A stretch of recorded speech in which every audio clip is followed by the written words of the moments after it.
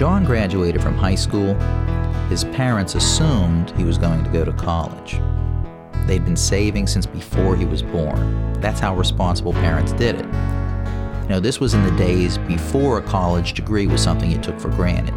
They didn't know about grants, student loans, or any of that. It cost a lot of money to send a kid to college. And when the time came, they planned on being ready.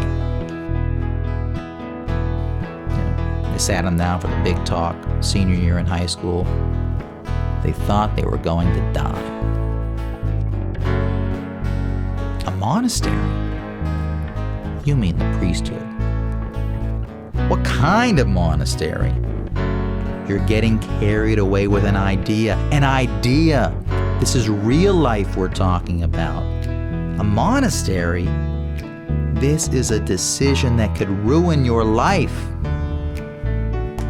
Rites of passage? Wonder years? That's all bullshit. Why do you think people cling so desperately to their teenage memories? Adulthood is death. You allow yourself to be convinced that it's time to grow up, nothing's ever the same again. You throw the switch, lights out. Adults fill the void with work, family, mortgages, car payments, life insurance, responsibilities that dictate your every move. And adults' moves are programmed by necessity. I have to go to work. I have to pay the bills. I have to fix that sidewalk before someone breaks their neck and tries to sue me. A teenager's only concern is, how can I prevent myself from turning into one of them? Teenage suicide freak you out? Teenage murder? Rampages? Death paths? It shouldn't come as a surprise. What do you do on graduation night in Hempfield after your parents and aunts and uncles are gone and now it's just you and your friends face to face with the future? Maybe you drag an old water heater and a sofa from the dump down onto the tracks as a train comes round the bend. Or you're speeding through farmland after dark, leaning out a window with a shotgun, blasting the no trespassing signs. Later, you sit around a bonfire, watch your best friend try to chug a fifth of Southern Comfort. Why not? Got anything better? And John figured there's got to be something better. And it isn't the army, and it isn't college, and it isn't marrying the girl next door. All he really wanted was to become part of something with a purpose. But that perpetual undertone, please don't disappoint us, please don't disappoint us, unrelenting, subtle pressure, wore him down. He settled on a small liberal arts college in Ohio, Hiram, Oberlin, one of those. Far enough away that his parents aren't breathing down his neck, but close enough to visit. Now, his parents had their doubts about John. They didn't really trust him to fend for himself. What kind of boy wants to go to a monastery? The boy's missing something. They failed him somehow. So they conspired to make sure that he really wasn't alone. They convinced the parents of John's best friend that it would be good for both boys if they went off to college together. Share a room in the dorms, take some classes together, take turns driving home for the weekends. Made sense to the boys, too. Even if everybody in Ohio is an asshole, there'll be one cool person to hang out with.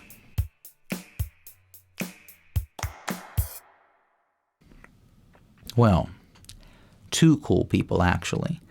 The boys didn't tell their folks they were smuggling a girl along for the ride. John's best friend, whose name I never did learn, had his girlfriend living with him. She wasn't taking any classes, she's just happy to be with her man and be away from the myopia of Hempfield Township. So he's away from home for the first time, stuck at college with his two best friends, and three's a crowd. Every time he comes back to the dorm, and he finds them making out, so he has to sleep on the floor in the hall. He hates his classes, tries to practice his saxophone, but everybody's pissed off because it's too distracting, they can't study. He tries to meditate, but everybody makes fun of him. So he's miserable, agitated, depressed. And you have to understand how John's mind worked. Back in high school, He'd been reading Camus, Sartre, Kierkegaard, senior year, college prep classes, courses for the advanced kids, with the young, hip teacher who's supposed to be able to relate to the kids. The teacher knows kids hate to read, so just in case they didn't do their homework, he's going to sum it up for them, explain it in ordinary words.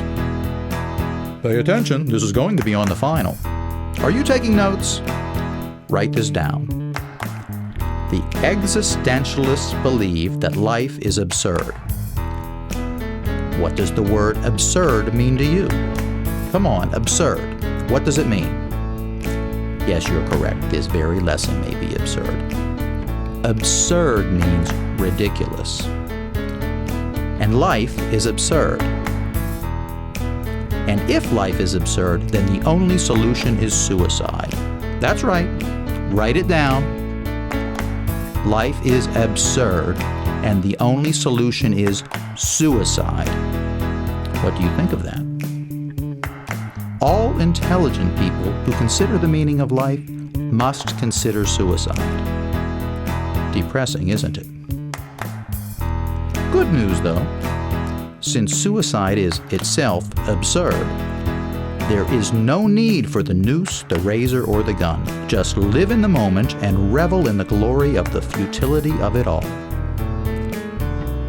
This is an amazing class, I can't teach this stuff to ordinary kids. Teach this stuff to ordinary kids. We'd have an epidemic on our hands. Call the paramedics, then call the counselors.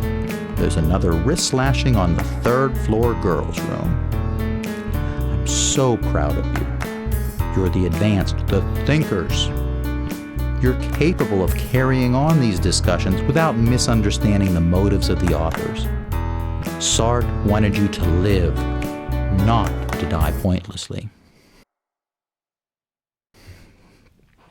So John raises his hand. Oh, but it's okay to live pointlessly. Is that what you're saying? See how John's mind worked? He wasn't going to fall for this bullshit. The existentialists are a bunch of cowards, and if suicide is the only solution, then kill yourself. No excuses.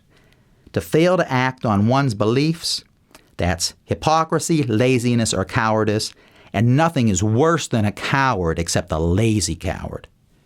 So he's painted himself into an intellectual corner. He will not be a coward. He's got this little bottle of codeine pills. Had them since the 9th grade when he and his buddies first started experimenting.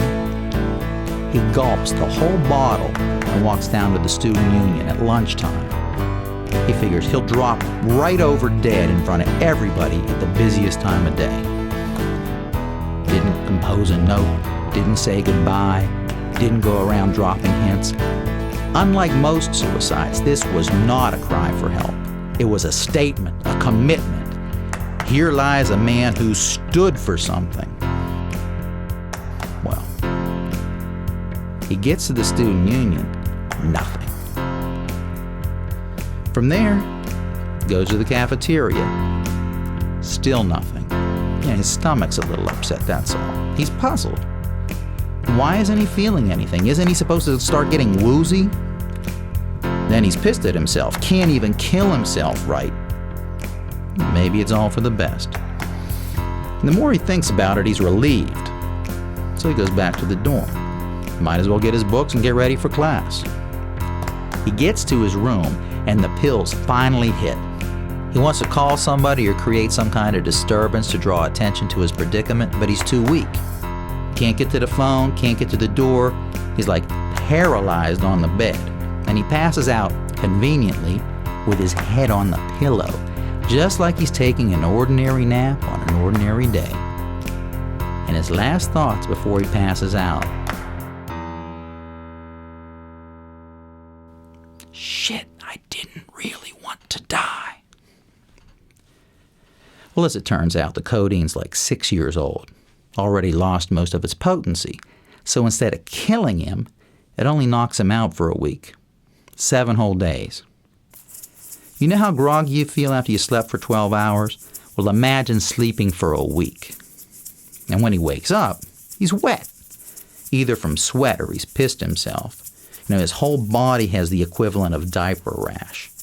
He smells. And when you can smell your own body odor, you know you reek. When he finally figures out what day it is, he's angry with his friends. Why didn't they try to wake him up? Why didn't they take him to the hospital or something? The evidence seems to indicate they haven't checked on him at all. Bastards! Traitors! Well, as it turns out, his friends were joyriding on the interstate, speeding, didn't notice the brake lights on the semi in front of them. They rear-ended the semi at 90 miles an hour. The bed of the trailer, precisely the height that results in their decapitation, takes their heads right off. By the time he wakes up, he's missed the funeral and everything. Didn't he feel like an asshole after that?